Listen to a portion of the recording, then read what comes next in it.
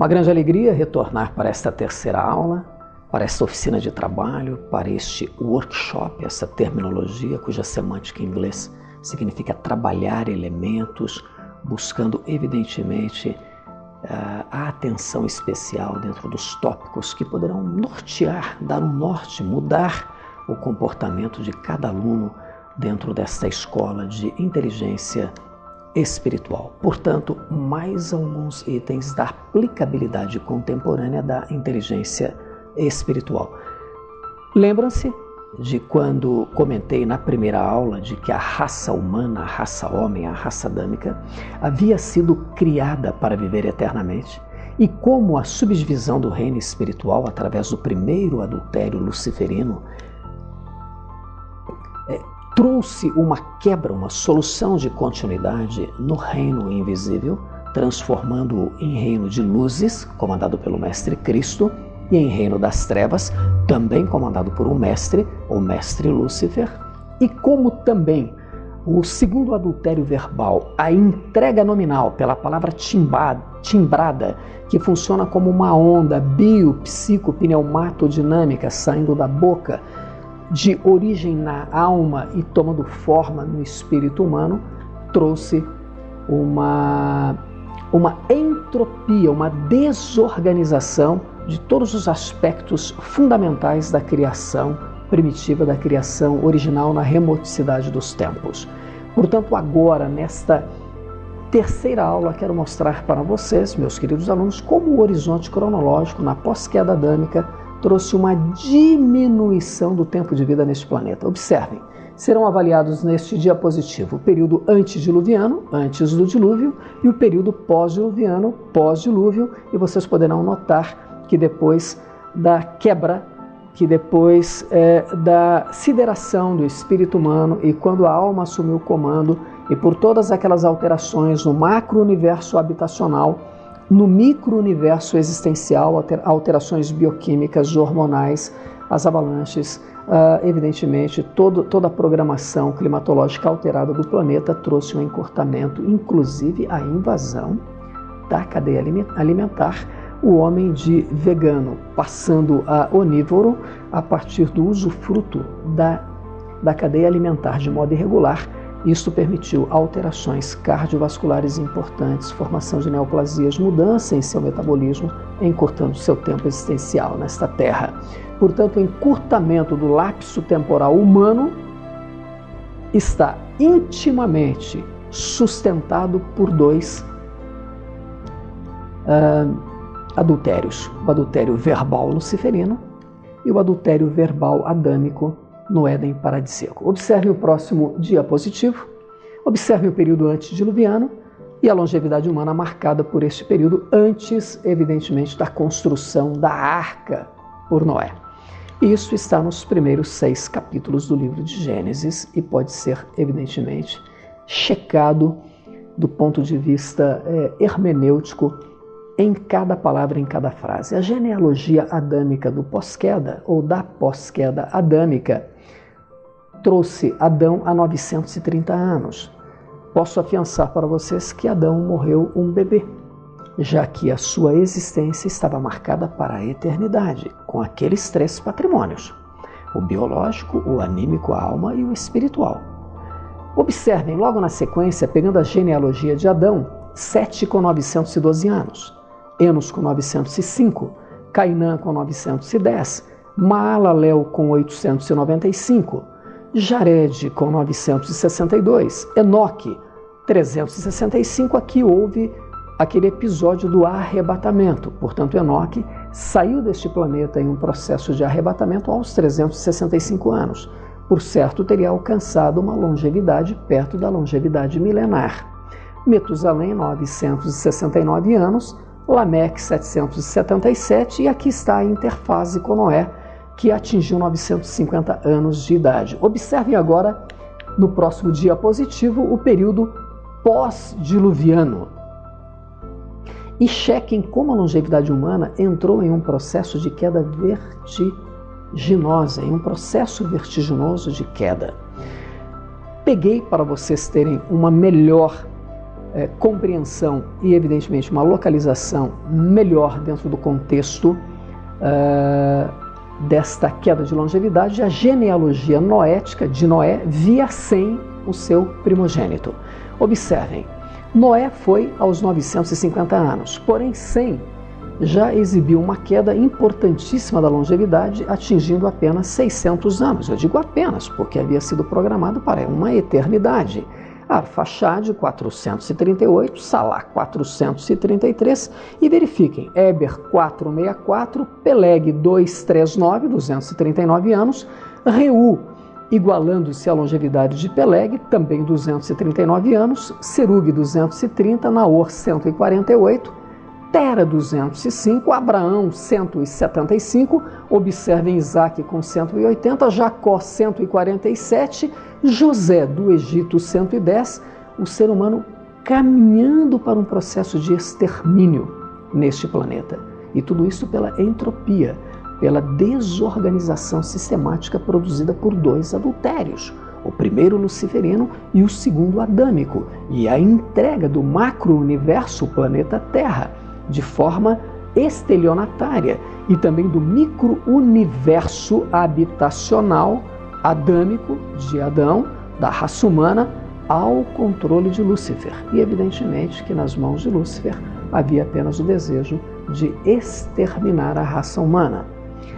Seguindo ainda dentro deste diapositivo, observem que o propósito divinal no período pós-diluviano, isso está demarcado no livro de Gênesis, em seu capítulo 6, que o Abba Criador ainda permitiria, dentro desta estrutura dual, a alma e o corpo biológico, já com o espírito siderado e aniquilado, uma existência de por até 120 anos.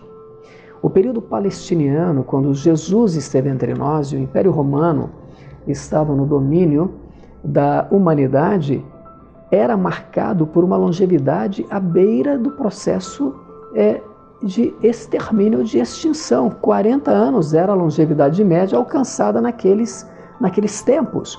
Hoje, em tempos contemporâneos, em tempos atuais, para se atingir uma longevidade média de 70 anos, muitos elementos da ciência precisaram evoluir. E claro que sob a revelação do quarto elemento, do Espírito Santo, para que isso tomasse fruto. Vocês puderam então, meus queridos alunos, observar que toda quebra de princípio leva a consequências à semelhança de uma hecatombe nuclear. Observem o próximo diapositivo. Doutor Ámido, eu tenho uma colocação a dizer, como aluno, de que a marcação do tempo naquela época não seguia o mesmo calendário utilizado hoje. Por isso o tempo era contado de forma mais curta para o ano, e deste modo é que estas longevidades apresentadas nesta escola de inteligência espiritual estão absolutamente contraditórias à contagem em tempos contemporâneos. Mas quero dizer para vocês, queridos alunos, que isso também trouxe sobre mim um desejo, quase que como uma saga, à procura da identificação da verdade contida nestas longevidades. Observem o calendário hebraico, o calendário judaico, que tem origem no calendário egípcio e era o calendário utilizado naquelas paragens, naquela remoticidade do tempo. É de uso ainda contemporâneo no judaísmo, conforme vocês podem observar no diapositivo. Tem uma característica lunisolar, leva em consideração, evidentemente, as fases da Lua e o processo de translação do planeta Terra ao redor do Sol, dentro da Via Láctea, e envolve como ponto de partida a criação adâmica. Portanto, no calendário hebraico, hoje se encontra a demarcação de tempo em 5.778 anos. Portanto, o ano contemporâneo judaico, século XXI, é de 5.778 anos. Isto marca, dentro dos critérios de Ernest Mayr, a definição de que o homem veio como um evento e há menos de 6.000 anos neste planeta, e não de um processo, evidentemente, evolutivo, como se definem algumas verificações científicas ou a tentativa de se experimentar cientificamente este detalhe. Quero dizer para vocês que os estudos de paleontologia em Jarno, no Iraque, definem que o ser humano não está neste planeta há mais do que 5.778 anos. É muito interessante porque às vezes se remonta alguns achados da paleontologia ou da arqueologia contemporânea a respeito do homem de Neandertal ou do Australopithecus. Evidentemente que a escola de inteligência espiritual os considera como elementos simiescos, fora do contexto criacional, não são verdadeiramente espécie humana, não são verdadeiramente os australopitecos espécie adâmica, são evidentemente espécies primatas, e se apanharmos um óvulo ou um espermatozoide de um destes seres e cruzarmos ou fecundarmos com espermatozoide e óvulo de um ser contemporâneo, usando os gametas contemporâneos, evidentemente que nada nascerá. O calendário hebraico, portanto, tem essa característica. Observe o calendário juliano, definido por Júlio César, aproximadamente 45 antes da cruz, antes de Cristo. Tem uma característica solar, levando-se em consideração o movimento de translação da Terra ao redor do Sol, a uma velocidade de 107 mil quilômetros por hora, em uma navegação do planeta na Via Láctea na ordem de 942 milhões de quilômetros por ano. É um calendário que se compõe de 12 meses, mais 1 ou 2 dias intercalares no mês de fevereiro. A cada 4 anos acrescenta-se, portanto, um dia. O ano juliano é de 365 dias, 5 horas, 48 minutos e 50 segundos. É o calendário contemporâneo usado na época do Mestre Cristo. E o calendário gregoriano, calendário contemporâneo, que foi estabelecido pelo Papa Gregório XIII e que entrou em 1582 para compor o ano civil, de forma a organizar as atividades no planeta Terra, também com uma característica predominantemente solar, porém é absolutamente condensado no sistema solar, é o ano civil planetário e composto exatamente pelos 365 dias e aproximadamente 6 horas. O ano contemporâneo, hoje, quando este curso, esta escola de inteligência está acontecendo, é de 2018. Eu posso afiançar para vocês que as diferenças entre os 3 calendários não passa de algumas horas e, para exagerar, ao longo dos anos, de alguns dias. Portanto, aquela longevidade aferida nos diapositivos que vocês puderam ver, evidentemente são reais. Noé viveu verdadeiramente 950 anos, Adão viveu verdadeiramente 930 anos. Portanto, na remoticidade do tempo, os anos de vida, a longevidade humana, tinha uma característica absolutamente correta. Não há falha de calendário, avaliando o calendário judaico, o calendário hebraico, que tem como base o judeu e o grego, o calendário juliano, da época do Império Romano, tanto o Império Romano mais medieval como o Império Romano mais antigo, e bem como o calendário gregoriano estabelecido para o ano civil planetário atual, praticamente empregado em quase todos os países do mundo. Esta longevidade não sofreria flutuações importantes do ponto de vista estatístico. Mais um dia positivo com a destruição, a aniquilação, a sideração da hierarquia patrimonial adâmica, a perda do espírito por entrega, evidentemente, na quebra principiológica a Lúcifer, o patrimônio corporal, o patrimônio anímico e o patrimônio espiritual sofreram mudanças hierárquicas. Em saindo o espírito por destruição, por aniquilação, por morte, por sideração, a alma, o patrimônio anímico, com suas emoções e suas razões, passou a governar o patrimônio corporal, o sistema biológico.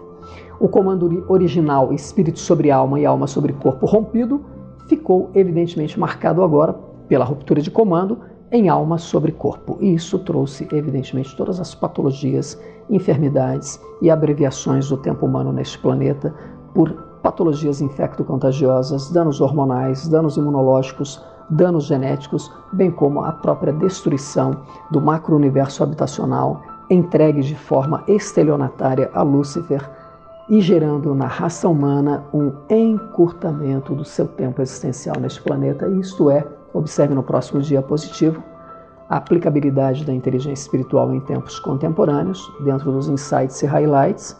Isto é, a marca que evidentemente está sobre o planeta Terra e sua habitação humana em tempos contemporâneos. E deste modo se finaliza a terceira aula de 4 aulas complementares e uma aula bônus no final. A Escola de Inteligência Espiritual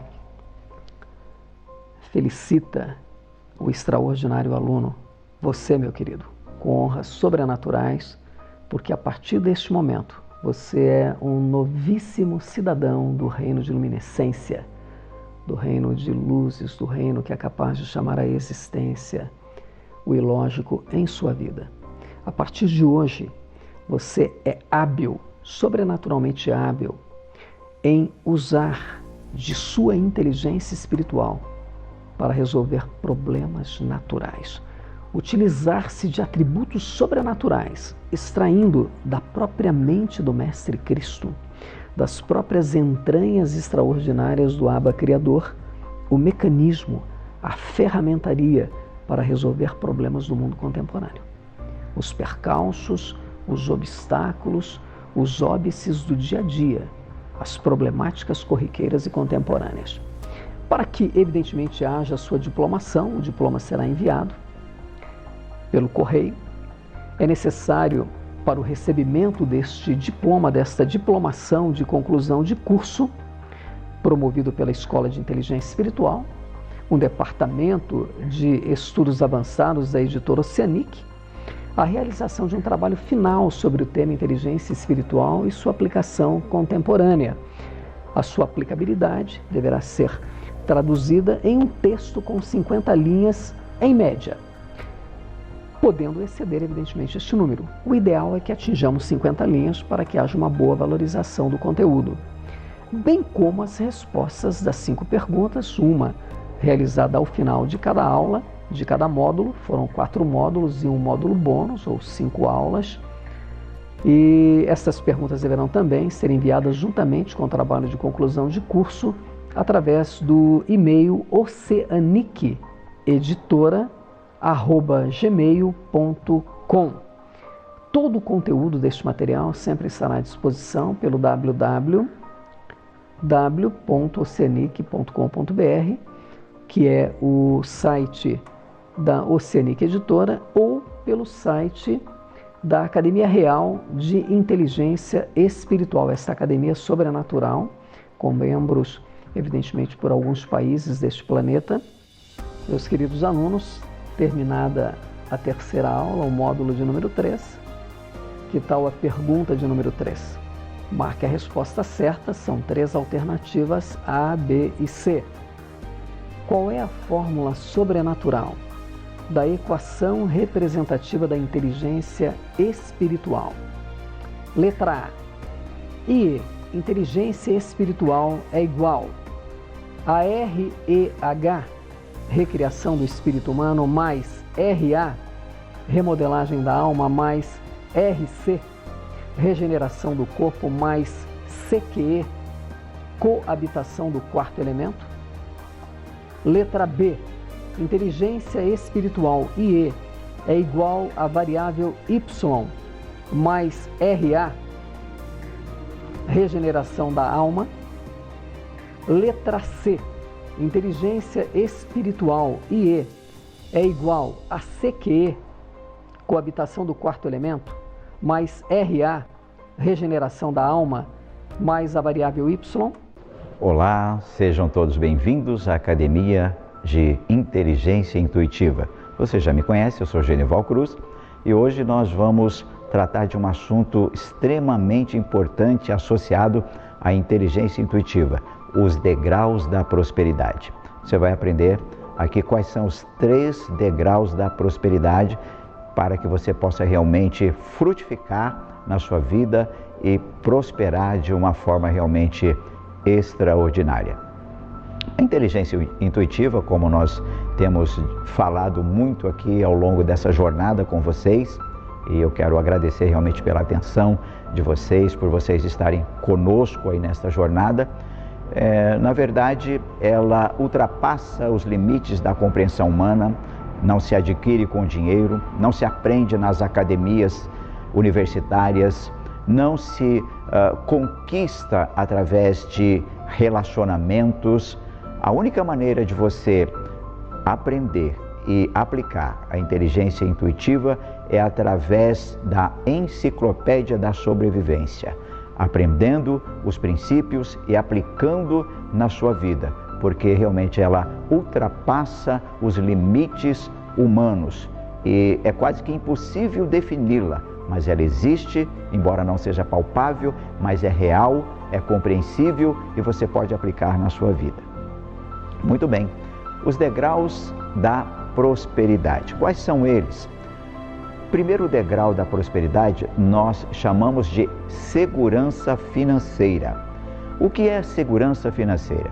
Ela se dá no momento em que o indivíduo ele adquire condições de suprir todas as suas necessidades, de pagar todas as suas contas, tais como moradia, transporte, lazer, alimentação, educação, saúde.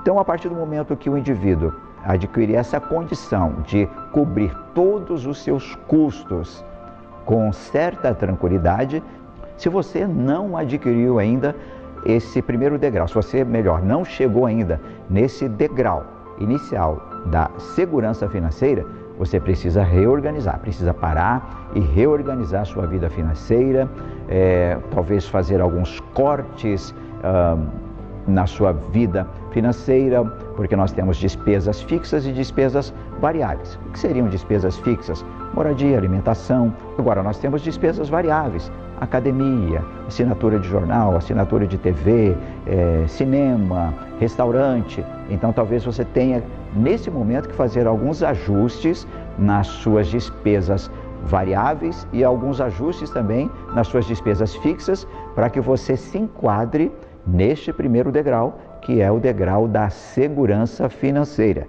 E aí você pode contar com a aplicabilidade da inteligência intuitiva na sua vida, que você vai ter essa condição de reorganizar a sua vida para que você possa então subir o segundo degrau. Muito bem, qual é o segundo degrau? As pessoas confundem muito independência financeira com liberdade financeira. O segundo degrau nós chamamos de independência financeira. O que seria independência financeira? É quando o indivíduo consegue manter o seu padrão de vida mesmo parando de trabalhar, tendo parado de trabalhar.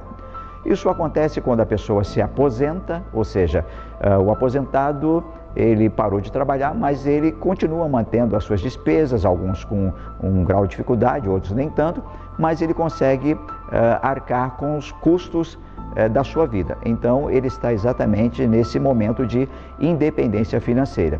Mas isso pode acontecer não apenas no momento em que você se aposentar. Ainda muito jovem, se você aplicar realmente esses princípios na sua vida, você pode alcançar a sua independência financeira mais cedo, bem jovem ainda, através de rendas, como, por exemplo, moradias de aluguel. Se você conquistar casas e essas casas forem alugadas, barracões, etc., você poderá gerar renda e se manter financeiramente desta forma. Então você estará nesse segundo degrau, que é a independência financeira. E é perfeitamente possível, e você precisa aplicar a inteligência intuitiva com a inteligência financeira para que você possa realmente alargar as suas fronteiras e alcançar realmente resultados satisfatórios nesse sentido para a sua vida. Muito bem, Genivaldo, qual seria o terceiro degrau? Então, o terceiro degrau é exatamente a nossa liberdade financeira. Esse é o desejo de todo ser humano, alcançar a liberdade financeira. E todos nós temos sonhos, e o sonho é o início dessa jornada. Então, comece a sonhar com a sua liberdade financeira, porque é possível também. Agora, o que seria liberdade financeira? A liberdade financeira é quando você alcança um nível econômico em que você já não tem mais aquela preocupação com determinados valores. Não é que você não vai olhar o preço das coisas, não é que você não vai observar o valor de mercado de certas propriedades, não é isso que eu estou dizendo. É aquele momento em que você deseja realizar os seus sonhos, aquela viagem dos seus sonhos que você sonhou a vida toda, aquele carro dos sonhos, aquela casa no condomínio que você sempre sonhou, enfim, aqueles momentos com a família que você sempre sonhou e planejou. Este é o momento, porque agora, através da liberdade financeira, você poderá realizar todos esses sonhos. Mas, repito, para isso não basta frequentar uma universidade. Nós conhecemos tantas pessoas que são doutores, exatamente, são doutores, mas não têm inteligência intuitiva, não têm inteligência financeira e permanecem de forma medíocre no mercado de trabalho e no mercado financeiro também. Então é importante que você aplique essas ferramentas na sua vida para que você alcance a sua liberdade financeira. Lembrando que o primeiro degrau é o da segurança financeira, o segundo degrau é o da independência financeira e o terceiro degrau é o da liberdade financeira. Eu gosto muito de uma frase, se não me falha a memória, de Mao Tse-tung, que ele diz o seguinte: para uma caminhada de 1000 metros é preciso dar o primeiro passo. Até a nossa próxima aula magna.